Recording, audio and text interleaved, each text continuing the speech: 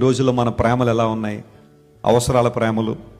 ఏదైనా అవసరం ఉంటే ప్రేమించడం, అవసరం తీరిపోయిన తర్వాత నువ్వెవరో తెలియదు అన్నట్టుగా ప్రవర్తించడం. యవనస్తుల మధ్య ప్రేమలు కొనసాగుతుంటాయి. ఆకర్షణ ఉన్నంత వరకు ప్రేమ ఉంటుంది, ఆకర్షణ తీరిపోయిన తర్వాత ఆ ప్రేమ పోద్ది.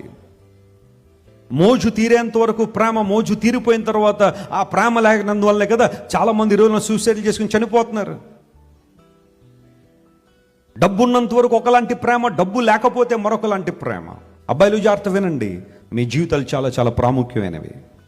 యవనస్తులు అంటారు చాలా జాగ్రత్త, ఎవడొస్తాడు మీ దగ్గరికి, నువ్వు చాలా అందంగా ఉన్నావు, నువ్వు చాలా బాగున్నావు, నువ్వు అలా ఉన్నావు, ఎలా ఉన్నావు, నువ్వు లేకపోతే నేను లేనంటాడు. అబద్ధాలు ఆడతారు నీ దగ్గరికి వచ్చి. నీ దగ్గర ఏదో కావాలని అది పొందుకునేదాకా ఆ ప్రేమ ఉంటుంది. ఒక్కసారి అది పొందుకున్న తర్వాత నీ వైపు ముఖం తిప్పి కూడా చూడరు.